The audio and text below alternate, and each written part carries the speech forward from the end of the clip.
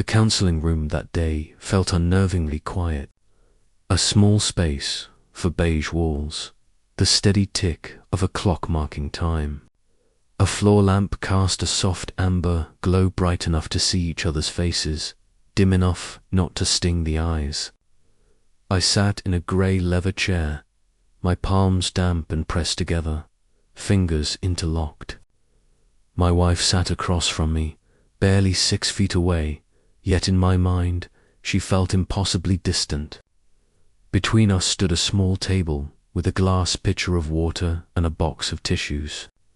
The counselor, middle-aged woman with a warm, steady voice, sat at an angle, watching us with the kind of calm that comes only from years of witnessing heartbreak. I had come into this session carrying a fragile sliver of hope. Years of arguments, of silence, of growing distance had worn us thin. Still, I believed I loved her. At least, I told myself I did. I wanted to fight for our marriage. I thought, if there's a place where truth can finally be spoken, where we might be honest enough to heal, it has to be here. And then she began to speak.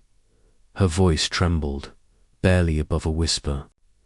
There's something I've never told you. I once loved someone else. My body froze. 6 words, 6 words, and my world collapsed. Not I had a crush. Not I was briefly drawn to someone. No. She had said, loved. That word struck like an alarm bell. Loud, piercing, impossible to silence. I stared at her, at the face I knew so well. Hair tied back neatly. Eyes lowered, avoiding mine. This was my wife.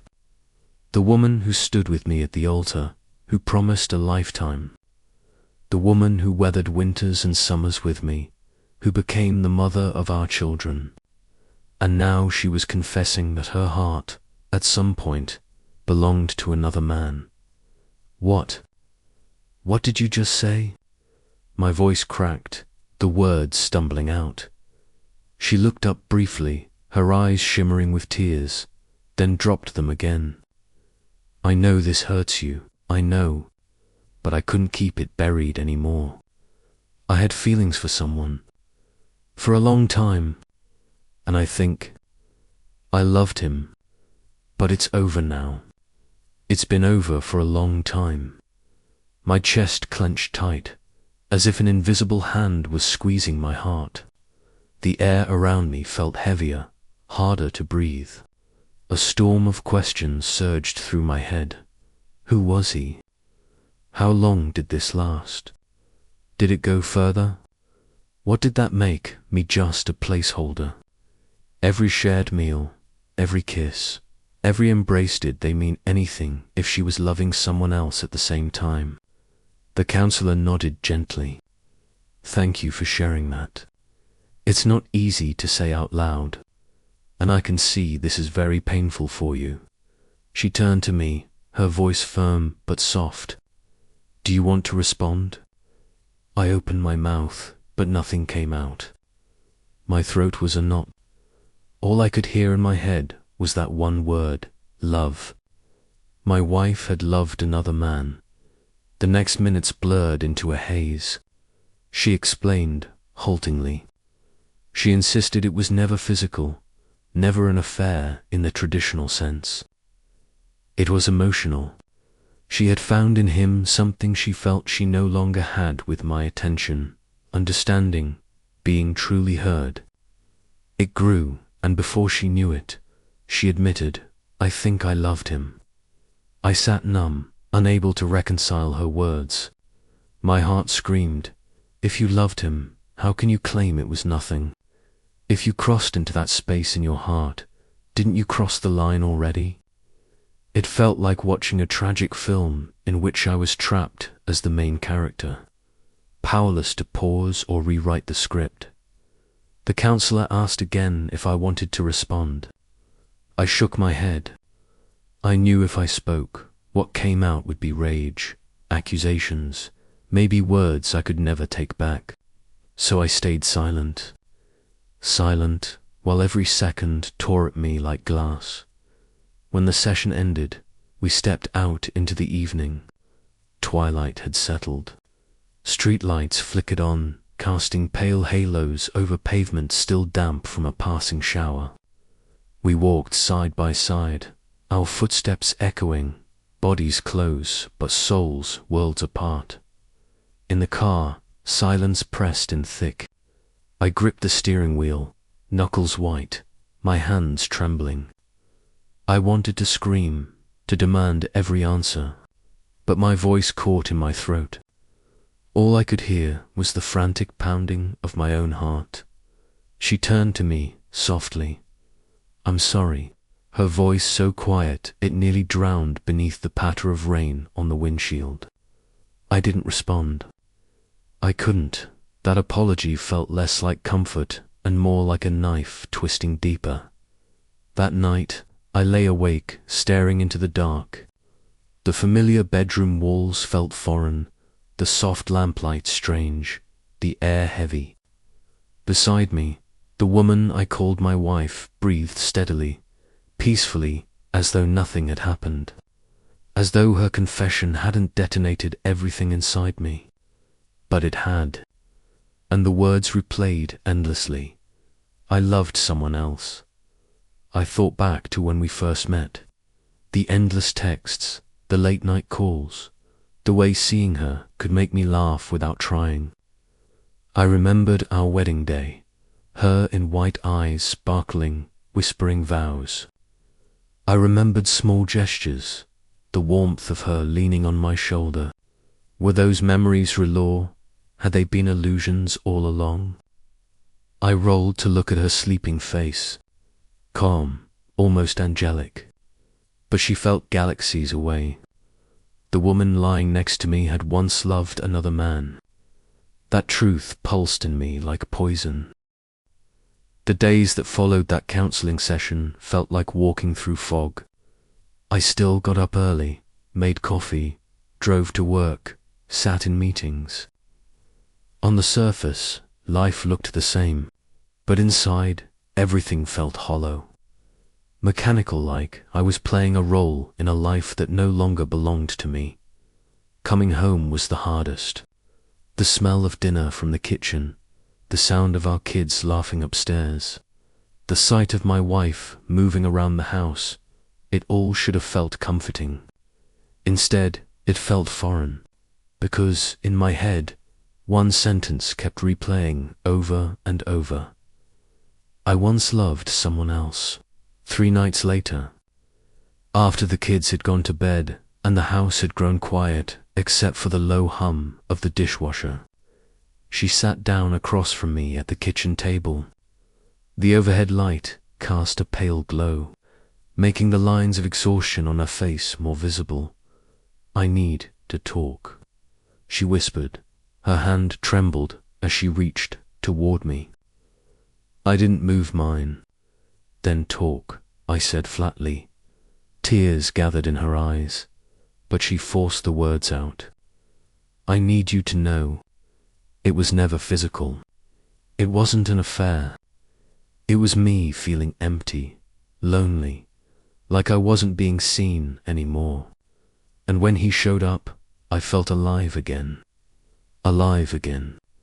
The phrase cut deeper than anything else. What did that make me? Dead weight. The dullness she needed to escape. I leaned back, pushing my chair slightly away. "Do you even hear yourself? You're telling me you loved another man because he listened to you, and you think that's supposed to make this easier for me?" She shook her head, voice breaking. "That's not what I mean. You loved him," I snapped, my voice cracking under the weight of it. "That's the only thing that matters. You loved someone who wasn't me." Silence slammed down between us, heavy and suffocating. The only sound was the dishwasher churning, water rushing in steady cycles, as if mocking the chaos tearing me apart. The nights blurred together after that. I lay awake in the dark, staring at the ceiling, replaying our entire marriage in my head. Every anniversary dinner, every family trip, I found myself asking, was he there in her mind? Was he the shadow in our photos? I tried to outrun it: early morning jogs, hours at the gym, pushing my body until it burned. But even then, with every pounding step, the word echoed, love. One evening, I parked in our driveway and couldn't bring myself to go inside. I sat, gripping the steering wheel, staring at the warm glow of the porch light. That house suddenly looked unfamiliar. It no longer felt like shelter. It felt like a container for lies.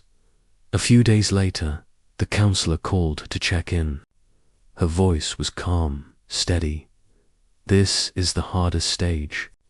It's where couples decide whether they can sit with the pain long enough to understand it, or whether it's the moment they let go. I wanted to believe we could make it through, that maybe this was rock bottom and we could climb back up. But when I looked across the living room that night, my wife curled up on one end of the couch, me on the other, I didn't feel a bridge between us. I only felt distance. Later that week, in the dark, she whispered, "I still love you." I lay there, eyes fixed on the ceiling. I wanted to believe her. I wanted to say it back, but the words stuck in my throat, because louder than her whisper, I still heard the other confession. I once loved someone else. Morning light filtered through the blinds, cutting across the bedroom walls in thin golden stripes. I sat at the edge of the bed, fumbling with my shoelaces, chest heavy as stone. Behind me, my wife stirred, her hair tangled, her eyes half. For a split second, she looked like the woman I had married, the one who used to lean against my shoulder on lazy mornings, smiling without reason. But that fleeting comfort was crushed beneath the memory of her words. I once loved someone else. From that day on, everything felt altered. The living room still had the same worn leather couch, the same family photos on the wall, the same sound of our kids laughing. And yet, it all felt foreign, like I was only a guest trespassing in my own life. Work became mechanical. I moved through meetings, signed papers, even joked with colleagues, but it was all muscle memory. My mind kept circling back to the same haunting question. Why tell me now? Was it an act of honesty, a way to rebuild? Or was it her signaling she no longer had anything to hide, that maybe she was already prepared to lose me? The thought of divorce, once unthinkable, crept closer each day. I'd catch myself listening to co-workers casually describe family trips or weekend dinners with their wives, and all I could feel was emptiness, like I'd already lost something they still had. One night, I pulled into our driveway and froze. The porch light spilled across the front steps, warm and familiar, but I stayed in the car, gripping the steering wheel, unable to breathe. That house, once my safe haven, now felt heavy, suffocating. I dreaded walking in, dreaded the silence that had taken over our marriage. Eventually, I stepped inside. The smell of dinner lingered in the kitchen. The kids were at the table, chatting away, laughter bouncing off the walls.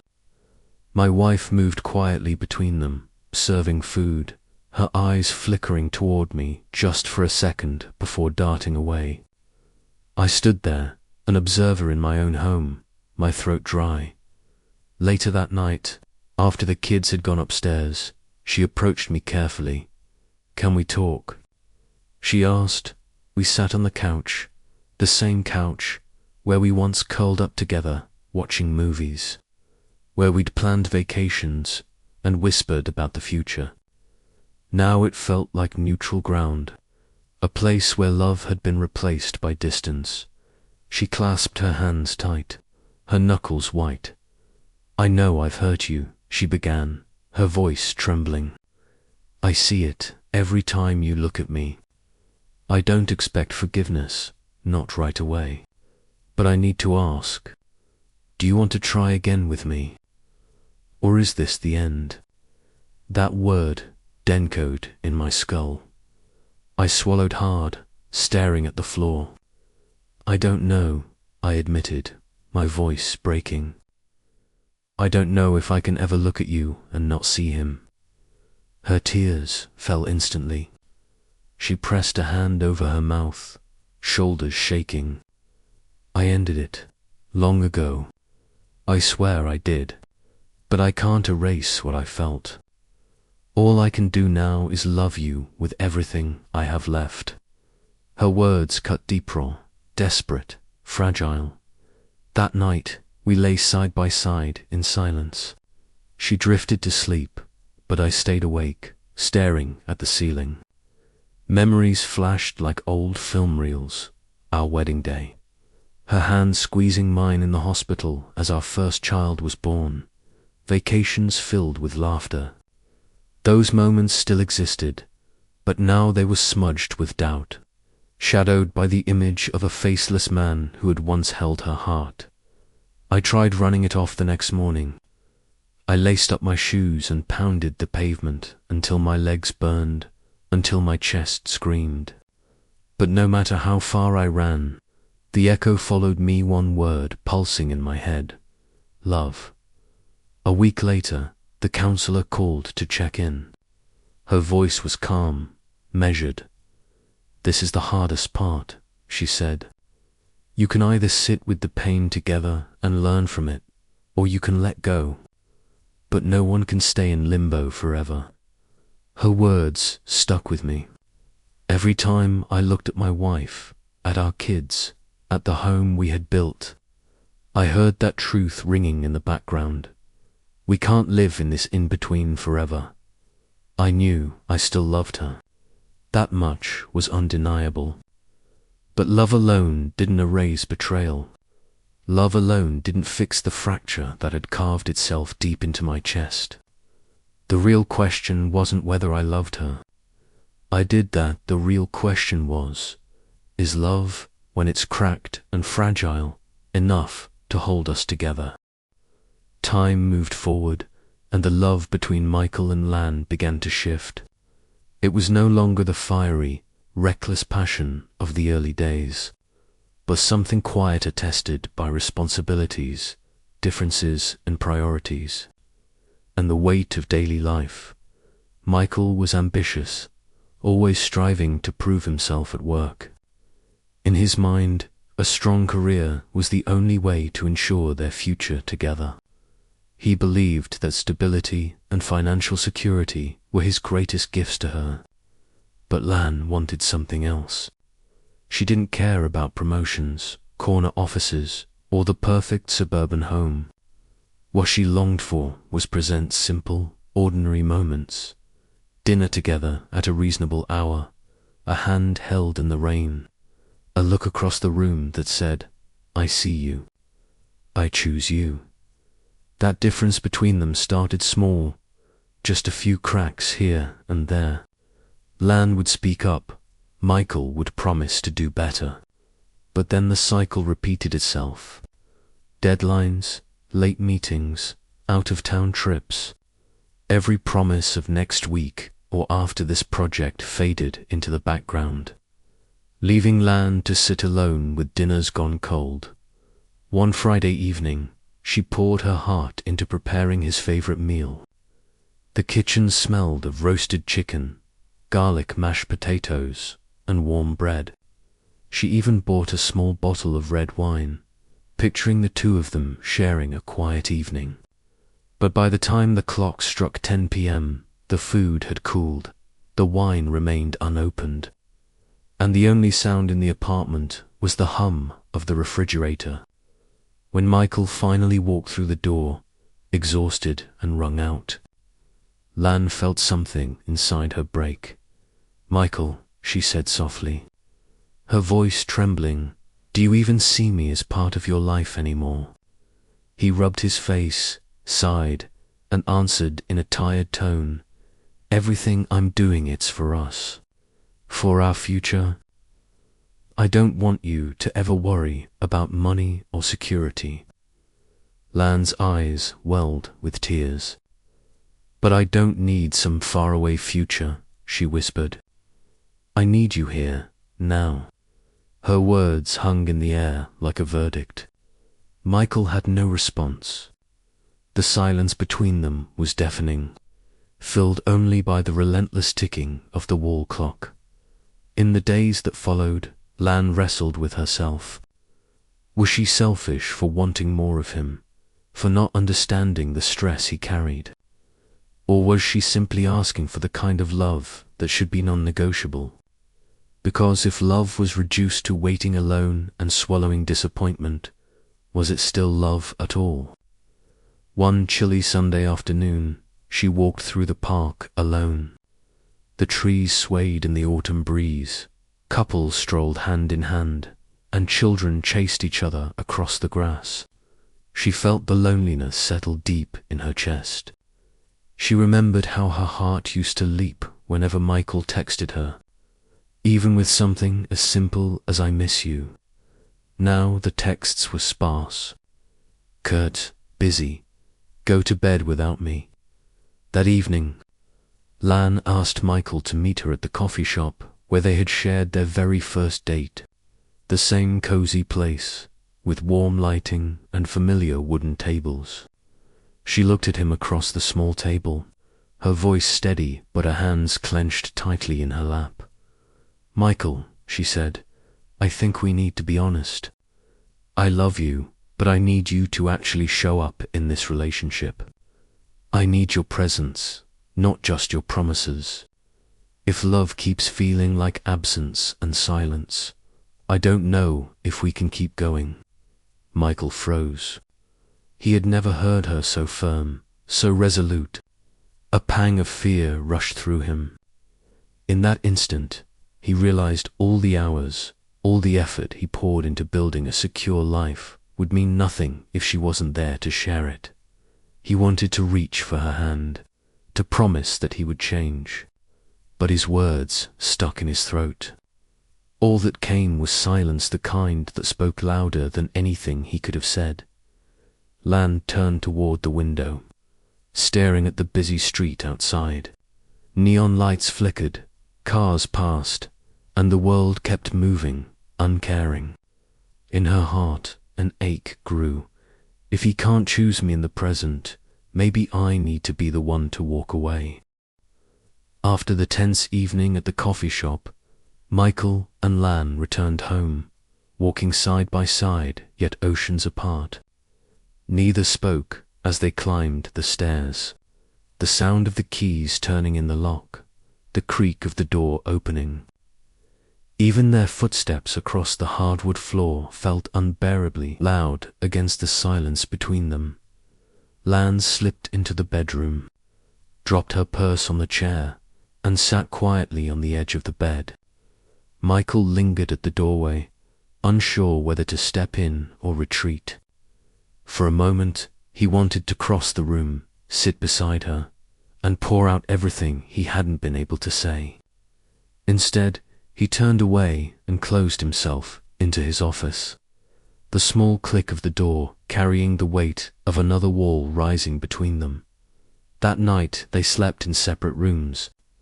Only a few feet of drywall separated them, but the emotional distance was far greater, an expanse that felt impossible to bridge.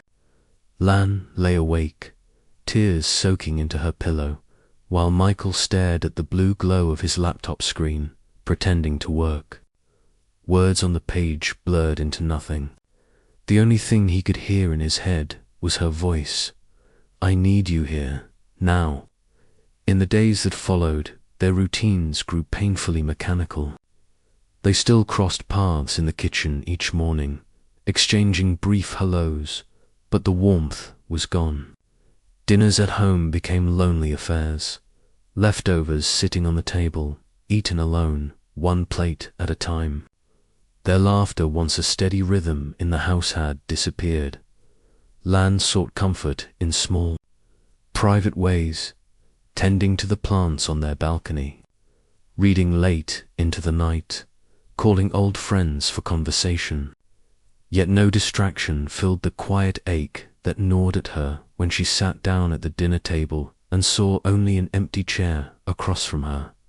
Michael buried himself in work, but not for the reasons he once had.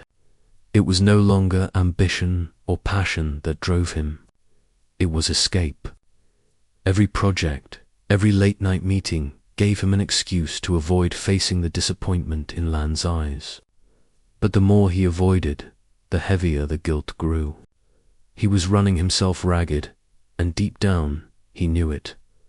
One evening, when he came home well past midnight, he found Lan at her desk, writing in a small journal by the dim glow of a lamp. Fear shot through him. Was she drafting divorce papers? "What are you writing?" he asked cautiously. Lan looked up, her eyes tired but sharp. "A journal. I needed somewhere to put my feelings.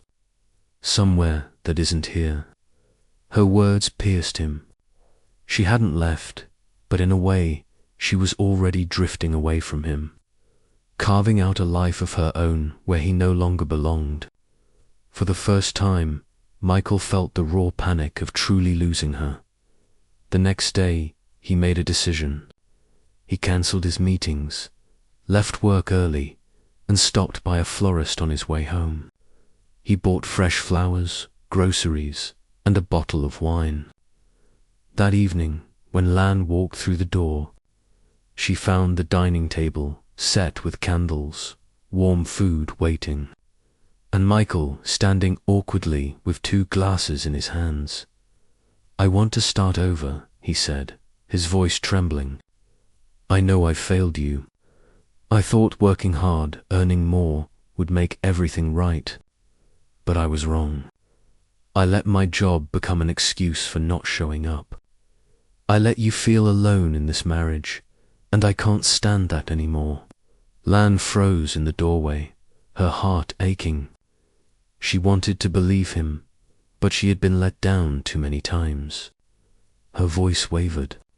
"Michael, I don't know if I can trust your words anymore. I've wanted to believe, over and over, and each time I ended up sitting by myself, waiting." Michael stepped closer, his hand trembling as he reached for hers. "Don't trust my words," he said softly. "Give me a chance to prove it. Let me show you not in promises, but in actions, that I can still be the man you chose." Tears welled in Lan's eyes. She didn't answer right away. She let him hold her hand, and for the first time in months, neither of them pulled away. That night they sat down together and shared a meal, their first in what felt like forever. It wasn't filled with laughter or easy conversation, but it was something more fragile and honest, the beginning of a slow, tentative attempt at reconnection. Lan's heart remained cautious, bruised by disappointment. But as she glanced across the table at Michael's weary face lit by candlelight, she felt the faintest flicker of warmth. It wasn't forgiveness yet. It wasn't healing. But it was a step. And for Michael, that step was everything. The days after that first counseling session felt like waves, sometimes calm, sometimes crashing, hard, leaving both Min and Lan drained. Their little house began to shift in subtle ways. In the mornings, Min's footsteps came earlier. He no longer left the house in a rush while Lan was still half asleep. Instead, he put out a simple breakfast, a couple of slices of toast, a cup of coffee, maybe a banana on the side. To most people, it would seem ordinary. To Lan, every detail was something she noticed, something that stirred both gratitude and hesitation. She remembered how for years he had never done things like this.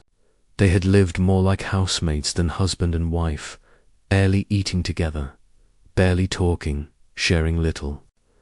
Now Min was trying to make up for lost time. Lan saw it, but the same question lingered like a shadow. How long will this last? Will he eventually slip back into his old ways, leaving her alone again? One rainy evening, Lan dragged herself home from work, soaked and exhausted. She opened the door and found Min in the kitchen, fumbling with a pot on the stove. Steam and the faint smell of something burnt filled the room. He looked up at her, embarrassed, and gave a crooked smile. "I tried making dinner," he said softly. "Not sure if it's edible." Lan froze for a moment. Drops of rain rolled down her hair onto her shoulders. A warmth flickered inside her. But almost immediately, old memories tugged her back. Nights she sat alone at a cold dinner table, waiting for him to come home. Those scars hadn't healed. "Thank you," she whispered as she sat down. "No matter how it tastes, I appreciate it." The way she said it, gentle but guarded, made Min's chest tighten. It wasn't forgiveness, but it wasn't rejection either. It was something. That weekend, instead of a getaway, they took a slow walk through the neighborhood park. The sky was tinged with autumn's chill, leaves carpeting the ground. Families played with their kids, couples strolled hand in hand. Min and Lan walked side by side, close enough to touch, but he kept his hands in his pockets. "Lan," Min said, his voice uneven, "I know I let you down. I'm not asking for instant forgiveness. I just don't want you to shut me out.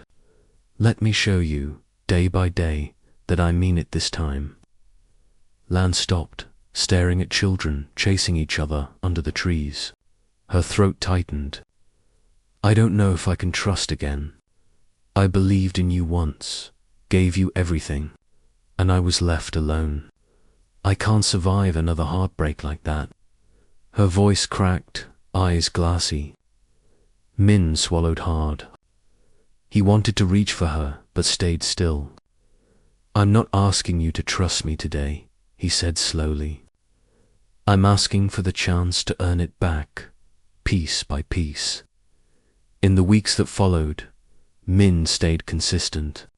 He helped fold laundry, swept the floors, carried groceries, and even learned how to cook a few simple dishes. Most of it turned out clumsy, but every attempt chipped away at the wall between them. One evening, while fumbling with the washing machine and pressing all the wrong buttons, he sent the clothes spinning wildly. Lan laughed a real laugh, the kind he hadn't heard in months. The sound lit him up inside. It was like hearing an old song he thought was gone forever. But healing wasn't a straight line. Some nights, Lan lay awake, her mind circling the same questions. She'd glance at Min sleeping beside her, familiar, yet foreign and feel-torn. She picked up her journal and wrote, "He's trying, but I'm still afraid. I want to believe, but can I?" One evening, Min pulled out a small box. Inside were old photos, their wedding, their first road trip, snapshots of carefree smiles. He set their wedding picture on the table and said quietly, "I don't want these to be just memories. I want us to make new ones." Lan's eyes lingered on her younger self in the photo, her gaze back then full of light and trust. Her lips trembled. I need more time," she whispered. He nodded. He didn't push. He knew love couldn't be forced, had to be rebuilt slowly, patiently, with every ordinary day. Still, the path was uneven. Sometimes a careless word soured the mood, and Lan would retreat into silence. Min learned not to argue. Instead, he would simply sit next to her, close enough for his hand to hover near hers, without touching, just enough to remind her he was still there. Inside Lan, the tug-of-war raged on. One side longed to forgive and start again. The other feared betrayal, feared history repeating itself. Each day, she walked that tightrope hopeful, yet wary. In the weeks that followed, after so many nights when silence felt heavier than words, something began to stir between Min and Lan. It wasn't reconciliation, not yet, nor was it full trust. But it was a flicker small, fragile, and bright enough to cut through the darkness that had stretched between them. Min chose not to argue or explain. Instead, he acted. He replaced the flickering light bulb in the hallway before Lan noticed. He left a fresh bouquet on the kitchen table on Saturday mornings. He texted her before work, "Don't forget your jacket, it's chilly today." At first, Lan remained quiet, neither encouraging nor rejecting his gestures. But each small act chipped away at the wall around her heart. She couldn't help noticing the difference. For months, she had felt like a ghost in her own home, but now, here was Min, present in a way he hadn't been in years. One evening, they sat together on the front porch. The crisp autumn air carried the faint sweetness of blooming night jasmine. Out of nowhere, Lan said quietly, "Do you know how many times I thought about walking away?" Min froze. Her voice wasn't sharp, wasn't angry. It was weary, almost tender in its honesty. "I know," he said after a pause, eyes fixed on the quiet street. "I could feel it. But you're still here. And that's the thing I'm most grateful for. I don't deserve it, but I want to earn it, one day at a time." Lan turned to look at him. The porch light reflected in her eyes, and for the first time in a long while, he saw not just pain, but space that might one day be filled again. That weekend, Min suggested something new. "There's a community center nearby. They need volunteers to help with the kids. Maybe we could go together?" Lan hesitated. Sharing something like that with him felt strange after all the distance. But eventually she agreed. At the center, Min knelt to tie a little boy's untied shoelaces. He listened patiently as another child described his dream of becoming an artist. He smiled, encouraged, and gave them his full attention. Lan watched quietly, her heart softening. She hadn't seen this side of him in so long, gentle, warm, fully present. For a moment, she let herself believe it wasn't an act, that this was the man she once fell in love with. On the drive home, Min asked softly, "How do you feel?" Lan stared out the window, the city lights blurring past. After a long pause, she said, "Lighter, like some of the heaviness is finally lifting. Maybe we don't need to rush. Maybe days like this are enough." Min smiled, his grip on the steering wheel steady. He didn't need more than that. Her words were the flicker he had been waiting for, proof that not everything was lost. That night, Lan opened her journal and wrote, "He is changing. I see it in his eyes, in the small, steady ways he shows up. I'm not ready to forgive everything, but maybe one day we can love again, not the way we used to, but in a stronger, wiser way." In their bedroom, Min lay awake, staring at the ceiling, his heart pounding with cautious hope. He knew the road ahead was long and uncertain, but this time he wasn't running away. He wanted to fight for her, for them. That evening, the kitchen felt suffocatingly still. The ceiling fan turned slowly, creaking with each rotation. On the table, the soup had gone cold, a thin layer of oil floating on top. Min and Lan sat across from each other, but neither reached for the food. The silence between them wasn't peace, it was a taut string on the verge of snapping. Lan set her chopsticks down, her gaze landing on Min's trembling hands, clenched tightly together. Her voice wavered, but it carried a sharp edge of resolve.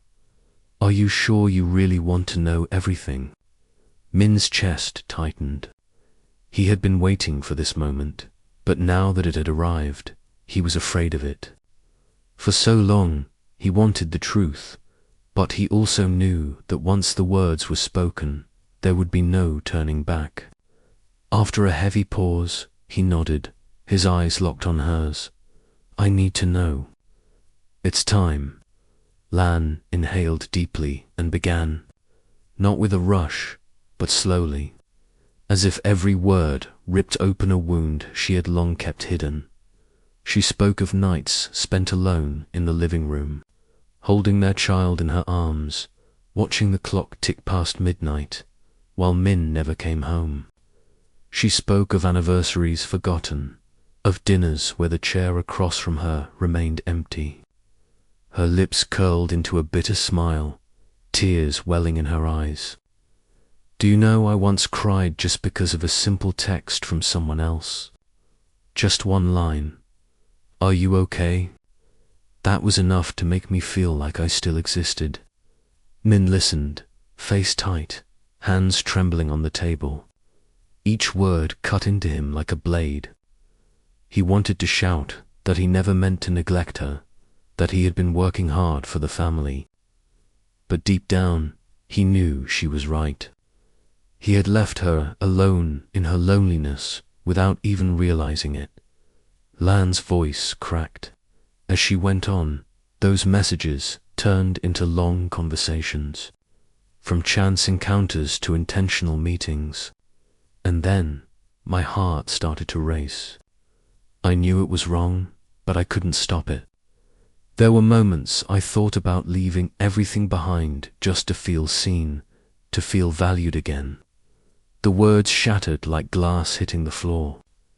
Min bowed his head, eyes burning, his fists clenched so tightly the veins rose against his skin. In that moment, he felt both a devastating loss and a piercing clarity. He lost the illusion of a perfect marriage, but gained the brutal truth. Land broke down, tears streaming, her shoulders shaking. I never wanted to betray you, but I was so lonely. Do you have any idea what it feels like to be abandoned in your own home? I waited for you, but you weren't there anymore. Min's throat tightened. That question sliced through him. In a flash, he saw all the nights he came home after she was already asleep. The countless times he chose his laptop over conversation. The way he believed money alone would hold the family together. He lifted a hand, instinctively reaching toward her shoulder, but stopped halfway. Inside him, a storm raged, anger, grief, regret crashing against one another. He realized that one word of blame would destroy whatever fragile threads still connected them. The air grew dense. Outside, the faint hum of traffic drifted in, but in the kitchen, every second stretched unbearably long. Lan looked up at him, her eyes swollen and red, staring straight into his. I've said everything. Now it's up to you. Do you want to walk away, or do you want to stay? Min's heart twisted painfully. He knew he stood at a threshold.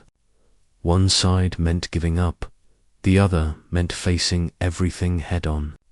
He drew in a long breath, his voice trembling but his gaze steady, ready to speak the words that would decide their future. That night seemed to stretch without end.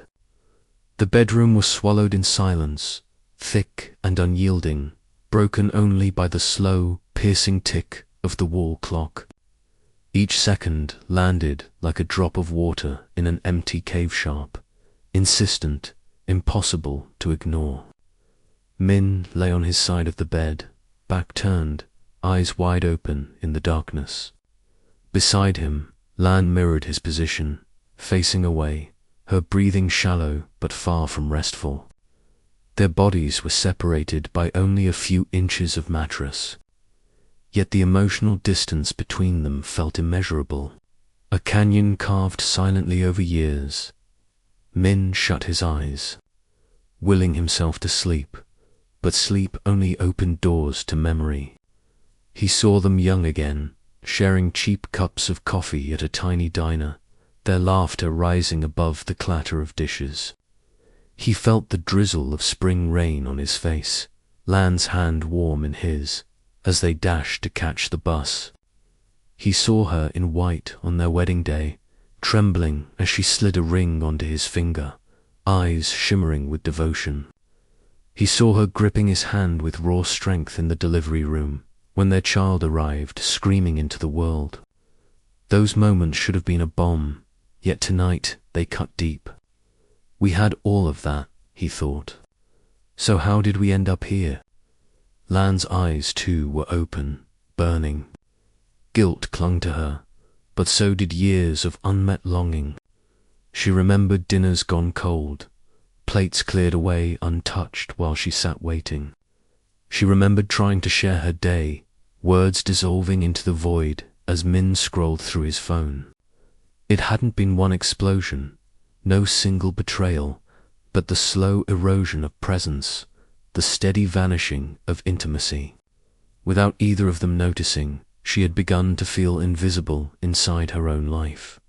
A tear slid onto her pillow. If only you had seen me. If only you had held me when I needed it most, she whispered inwardly.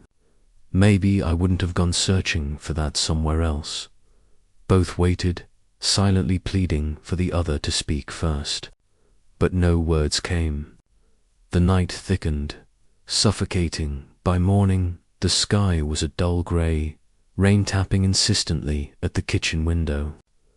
Lan sat at the table, wrapped in a soft sweater, fingers curled around a mug of steaming tea.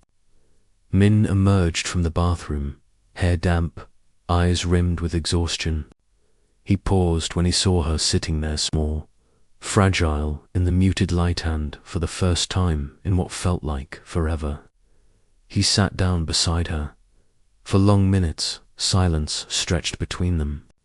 Finally, Min's voice broke it, low and raw. I don't want to keep living like this. Saying I'm sorry isn't enough. But I'm terrified of losing you. Lan lifted her gaze, her voice soft but steady. I'm terrified too, but what scares me more is staying together and losing each other little by little, every day. The words hit him hard. Min exhaled and nodded slowly. I left you alone. I see that now. I don't want to anymore. I want to change. Lan turned back to the window, watching raindrops trace their paths down the glass. She didn't respond right away, but his tone bare, stripped of pride, pressed against her heart. That day, they tried something different. Nothing grand, nothing dramatic. Min washed dishes while Lan folded laundry. Their child ran through the house laughing, delighted to see both parents working side by side. Why are you cleaning together? The little one asked. Min scooped the child up, kissed their forehead, and said with a smile, because our home needs to breathe again. Lan's chest tightened. Perhaps, just perhaps, there was something still worth saving. Dinner was simple. Roasted chicken, vegetables, bread. But Min left his phone untouched. He turned to Lan and asked, how was work today? A plain question, yet one she hadn't heard in months. She hesitated, then answered, and when she saw him listening, her eyes welled with tears. Later, as they lay in bed, Min took a breath and reached across the gap. His fingers brushed hers, tentative, trembling. Lan stiffened, then let her hand rest beneath his. He squeezed gently, a silent apology, a wordless vow. Tears slid down her cheek, not of despair, but of release. The cracks remained, the wounds unhealed, the trust fragile. Yet, with their hands entwined in the dark, a seed of hope rooted itself in the days that followed. Change did not come like a storm, but like the slow return of spring. Min paused more often, asked questions, listened. Lan allowed herself to answer, though cautiously at first, testing whether his attention was real. They argued sometimes, but even arguments felt different, less like walls rising, more like storms that passed, leaving behind clearer skies. Their child noticed too. The kitchen filled again with laughter, footsteps echoed in unison, and quiet voices drifted through the night instead of silence. The house itself seemed to soften, as though its walls were breathing easier. They knew the path ahead was long. Scars do not fade overnight, and trust is not rebuilt with a single gesture.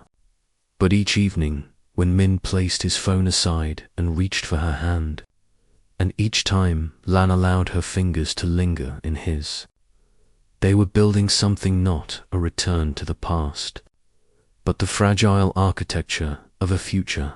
And sometimes, when rain whispered against the windows and night stretched around them, they would lie awake side by side, no longer crushed by silence, but held within it, breathing in rhythm. In those moments, they dared to believe that hope was not only possible, it was already alive between them. That long night, once endless and heavy, had become not an ending but the fragile start of something new. The mornings began slowly, almost painfully, with the sun creeping through the blinds, spreading golden streaks across the bedroom floor. Lan sat on the sofa, a steaming mug clasped between her hands, watching the light play across the tiled floor. Her thoughts wandered, sometimes spiraling into fear, sometimes landing in quiet hope. She felt a strange mixture of anticipation and dread, anticipation that Min might truly be changing, dread that it could all unravel again. Min walked out of the bedroom, hair mussed, pajamas slightly wrinkled, but his eyes carried a steadiness they hadn't known in months. He paused when he saw Lan, as if taking her in after a long absence. "Lan," he said softly, voice low but sincere, "I know apologies aren't enough. I know words can't erase the hurt. But I want to start over, not just by saying it, but by showing it. Through the little things, every single day." Lan didn't respond immediately. Her fingers circled the rim of her cup, a nervous habit she hadn't been able to shake. Years of disappointment had made her cautious. But in his eyes, she saw the faintest flicker of determination, the first tiny sign that he might follow through. She allowed herself to hope carefully. The following weeks were filled with subtle, almost imperceptible changes. Min set aside his phone at dinner and began asking her about her day, not with idle curiosity, but with true attention. Lan responded slowly, cautiously at first, sharing small details, a compliment from her boss, the way the sun hit the office window, the soft sadness of a song she remembered from college. Each story was a fragile thread, and Min learned to weave it into their shared life again. Counseling sessions began on Thursday evenings. At first, they were tense, awkward. Lan sometimes clammed up, arms crossed, reluctant to speak. Min occasionally bristled, defensive, ashamed when past mistakes were laid bare. But their counselor, a calm woman with eyes that seemed to see right through them, kept guiding them. "It's not about being right," she said. "It's about learning to hear each other, even when it hurts." At home, their lives gradually shifted. Min made breakfast for their daughter, stacking pancakes slightly crooked, laughing at the mess he made. Lan joined him in the kitchen, humming softly. Their daughter danced between them, crumbs on her cheeks, eyes shining. For the first time in a long while, the house felt alive, full of laughter and warmths rather than silence and tension. Evenings became a time for small, intentional gestures. Min would leave little notes around the house, Hope today brings a smile, or thank you for being patient with me. At first, Lan tucked them away quietly, unsure if she should respond. But over time, she began collecting them in a small wooden box, a private record of his commitment. One day, she slipped a note into his jacket pocket before he left for work. "I see you changing. Thank you for that." Min found it on the train, clutching it, tears blurring his vision. Not all days were easy. They argued, sometimes explosively, sometimes silently, as old habits and wounds resurfaced. Min would forget to listen, retreat into his phone, or let work become a shield. Lan would shut down, retreat into herself, or lash out in frustration. But unlike before, they no longer let these moments fester into months of silent coldness. They spoke. They apologized. They forgave not perfectly, but genuinely.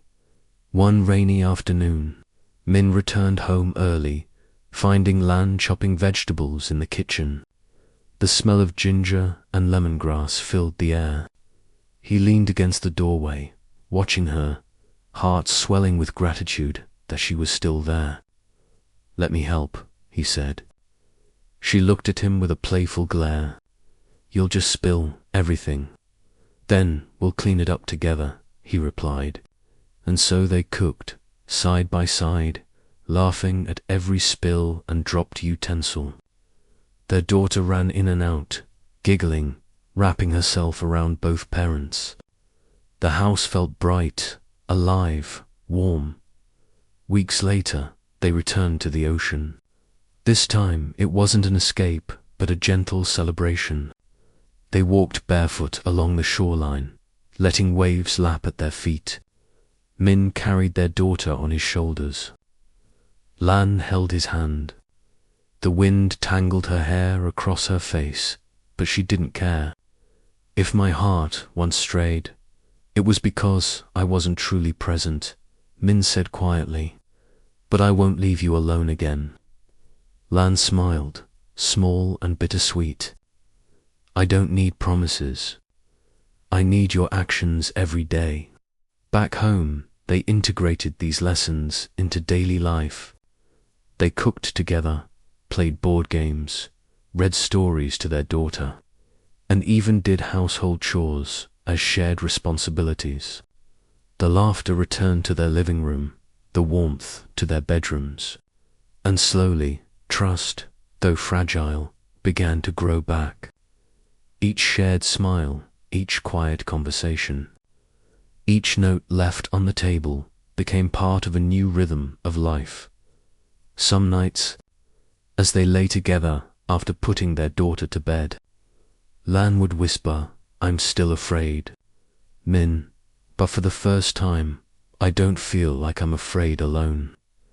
Min would wrap his arms around her, resting his chin on her shoulder, murmuring, "I'm here always, until you can trust again completely." The process wasn't quick.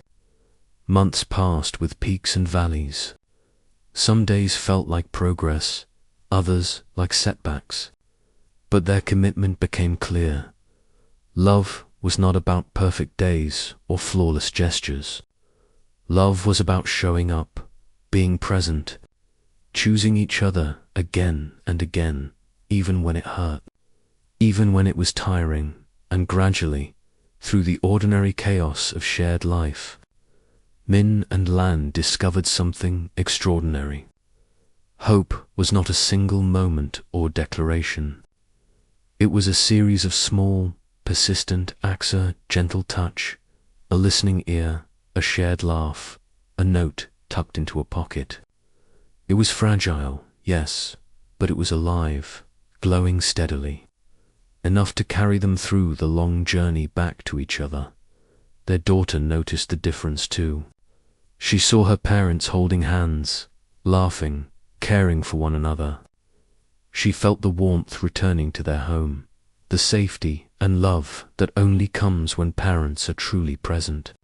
"Our family is happy now," she exclaimed one evening, throwing her arms around them. And for once, Min and Lan didn't just agree, they felt it, deep in their bones. By the end of the year, they were not the same couple who had once drifted apart. They were wiser, more patient, more deliberate in their love. They had learned that life doesn't grant guarantees, that mistakes are inevitable, that hearts can falter. But they also learned that hearts can mend, slowly, patiently. If two people choose to walk the path together, in the quiet of their dimly lit bedroom, with the faint hum of the city outside and the soft breathing of their daughter in the next room. Min and Lan finally understood. Love is not about perfection, it is about perseverance. And this time, they would persevere, dash together. And in that perseverance, they found a fragile, steady flame, hope. A hope that would carry them forward, day by day, hand in hand, heart in heart, for as long as they chose to nurture it.